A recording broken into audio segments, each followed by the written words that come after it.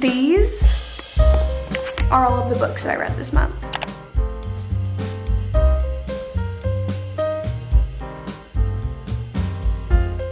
Hello guys, and welcome back to today's video. If you've never seen my face before, hi, my name is Destiny. It's nice to have you here.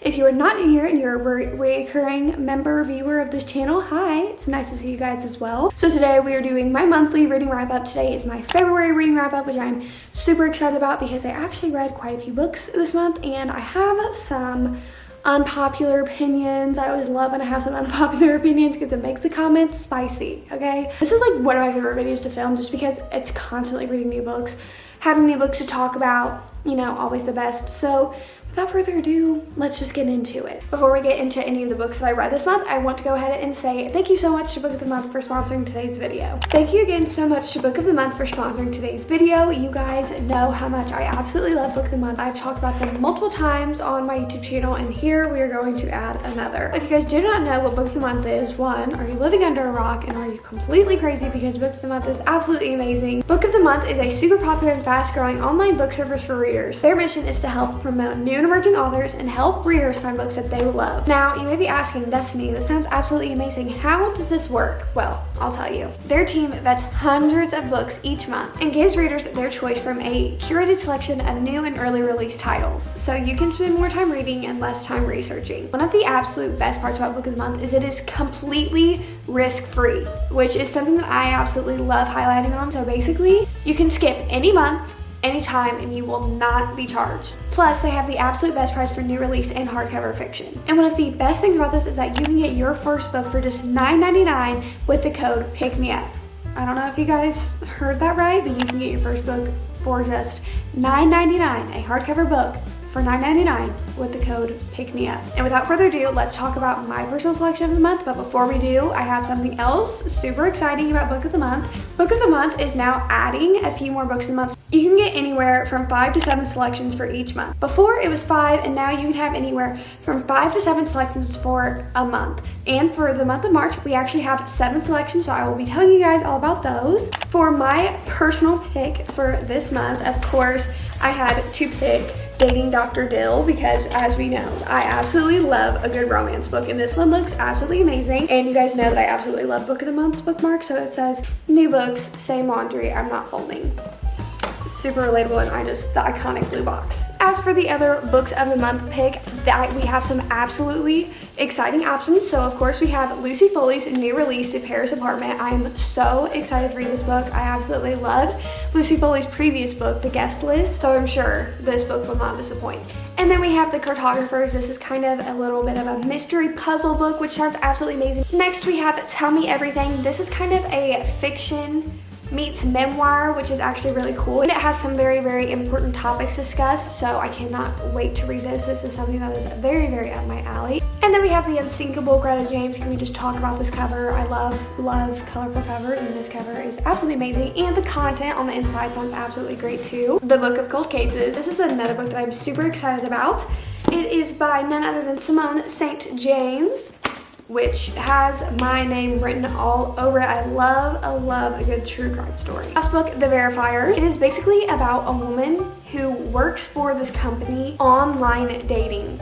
So like little weird stuff going on online dating, she investigates it, and it just sounds, again, absolutely compelling. So those are the 7 book picks for Book of the Month this month. I know you guys can find a title in this that you absolutely love, so do not forget to use the code PICKMEUP to get your first book for $9.99. And I want to say thank you again to Book of the Month for sponsoring today's video. You guys can visit the link down in the description and use the code again PICKMEUP to get your first book for $9.99. Now let's go back to the books I read in February. Okay, let's talk about the books that I read this month. So I'm just gonna go straight into it. I don't really remember the order of the books that I read, but that's what my handy dandy book journal is for. So if you I actually uploaded a video in February on how I annotate and do my book journal, so if that's something that interests you, go watch that because I did upload that. But we're just gonna get straight into it. Okay, I have some unpopular opinions this month. The very first book that I read in February, which makes me realize it feels forever ago, but that was From Luke Off with Love. So I'm basically trying to read one Mariana Zapata book a month.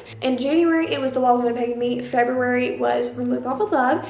And I rated this a 5 out of 5 stars. Literally amazing. It's my most annotated book Like, I did not annotate at all. So to see this, you know, a book was good when I annotated it, period. This book, so amazing. 5 out of 5. This book literally made me laugh out loud so many times. It has to be such a good book to actually make me laugh out loud, because sometimes authors try to be funny and it's a little cringy, but this one, I was genuinely laughing out loud. I love Jasmine. I was like, her inner monologue was so relatable to me. I was like, felt that. Her and Yvonne, I'm gonna call him Yvonne. No, I'm gonna call him Ivan. No, I'm gonna call him Yvonne. I don't know, but their banter was absolutely top tier. Absolutely top tier. Loved every second of it. I was giggling like a little schoolgirl. Like, it was so bad. It was so bad how down bad I was for this book. So actually, when I was reading that book and my next book, I was trying to film a 24-hour readathon, which I actually did end up filming. But I was trying to film it, did not work out. But the other book that I read for that video was Blackout, which was on my TBR for quite a while. So this is basically a collection of short stories, and I actually talked about this in my Books to Get You Out of a Reading Slump video. So if you guys haven't watched that video, go watch it, because it's a good one. I don't know if you need books to get you out of a slump, but I read this and I absolutely loved it. It takes place in New York, so it has a bunch of different POC authors that wrote a bunch of different stories within it, but they all take place in the same place. It's just a bunch of different authors, so you get a bunch of different authors, writing styles, character styles, everything. It was so good, and I love anything set in New York because I love New York, and it was like a blackout that happened. Some parts it got a little boring, and some stories I wasn't absolutely indulged in, but I did find it very entertaining. Okay, and then this was when I was very dedicated to finishing the off-campus series. I read The Mistake first, obviously, because you go in order, but this book is about John Logan, and it's basically following the off-campus series. So it's like about a bunch of different hockey players, if you guys didn't know. So this one's about John Logan, and he basically encounters Grace, our main character, and is it like he like messes up really bad, and then he spends like the rest of the book trying to make it up to her, kind of. I don't know. This book was okay. I gave it a 3.5. It was just like, it felt, which is something that I will continue to say as I talk about the off-campus, because I feel like this is going to be a little controversial. First of all, let me preface by saying I absolutely loved John Logan. I loved Grace. I thought John Logan was witty, funny, adorable. I absolutely loved his character. I also absolutely loved Grace. She tends to ramble when she's nervous, which is, I feel like, a attribute that I have. The thing is that the storyline just wasn't my favorite. It felt a little bit repetitive. It just wasn't super interesting. I thought it was super cute, like the ways that I think there's like a part in this book where she kind of has him do something. It's just, there's cute parts in it. It's just, like I was just kind of like, I mean, it was okay, you know, I was hoping for some more. So then I read The Score, which is Dean and Allie's book, and people said that this is their absolute favorite book. I see so many people talk about The Score, so I was very, very excited to read this book and was severely disappointed. Severely. I would probably rate this book a 2-star. I found myself struggling to get through this. So then after this book, I actually took a break from the off-campus series because the storylines are so repetitive. It feels like the same story, except that you just put 2 different characters in it and maybe change their personalities a little bit. Not by a lot, but just by a little bit. And it was just, I hated Dean. Hated him. Did not like him at all. Allie was fine. She wasn't my favorite character out of the whole entire series. I will stick with my statement that Garrett Graham is absolutely top tier. I literally rated The Deal 5 stars. Absolutely loved that book and did not like these books. It was just so repetitive, and like, if you're going to repeat the same storyline, at least make it a little bit better. Like, it just felt worse after The Deal. So yeah, this book was 2 stars. I just didn't like it. But yeah, then I had to take a break from the off-campus series because I really was not enjoying those books. But then I read When True Loves by Taylor Jenkins Reid again. Look at how much I annotated this book. So guess what this book was rated? It was rated a 5 stars. It was one of those books where I literally had to go downstairs and tell my mom all about it. Like, if I love a book, I will go downstairs and tell my mom all about the book and try to tell anybody that will listen about this book. Okay, so that's why you guys are here, to listen to me talk about this book. I absolutely recommend you reading it. What's different is that I didn't love this book for the relationships that are in it, and I feel like Taylor Jenkins Reid didn't write it so that you would fall in love with the characters. It was more of the underlying message underneath. It was literally about true love, deals with a lot of grief, which, oh my god, the quotes in this book, the quotes, I could talk about the quotes forever. The message, like in the underlying tones, grief, loss, love, oh my gosh, and she dealt with them beautifully. Like when I say that the focus, of course you're like learning about the relationships, but you don't learn a whole lot about the relationships. You learn about the love that is in the relationships and the difference between the two. You learn history of her relationships, but you don't learn so much because it's not the main focus. The main focus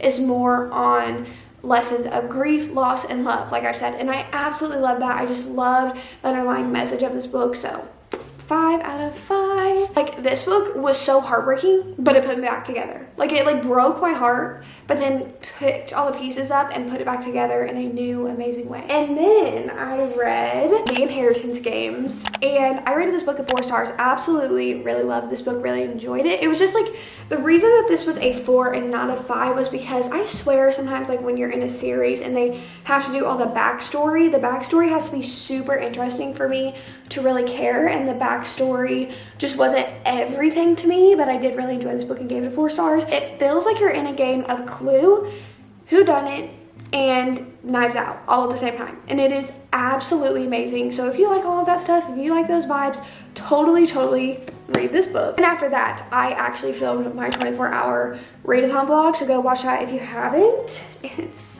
I think it's kind of good, guys. I think it's kind of good. But the first book that I read for that is The Hawthorne Legacy. Now this one got rated a 5 out of 5 stars. Again, super fast pace, super short chapter, so you get through it super quickly. But with there not being a backstory, like you just, as soon as you start this book, you just dive right back in. There's no fluff, it's just diving back in.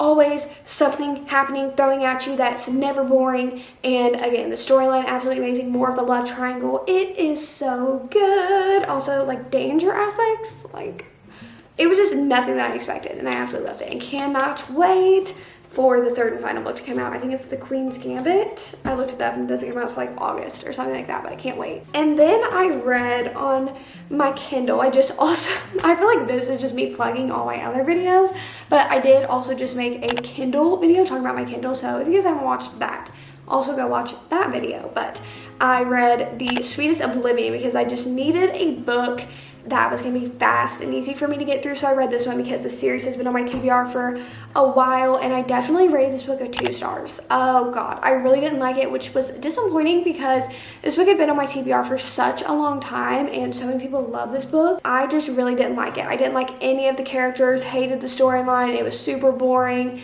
and I really struggled to get through it. Like, and that's what I think that's something that in the reading vlog, I kind of hit a little bit of a wall because I was also trying to read a different book and didn't really like that one.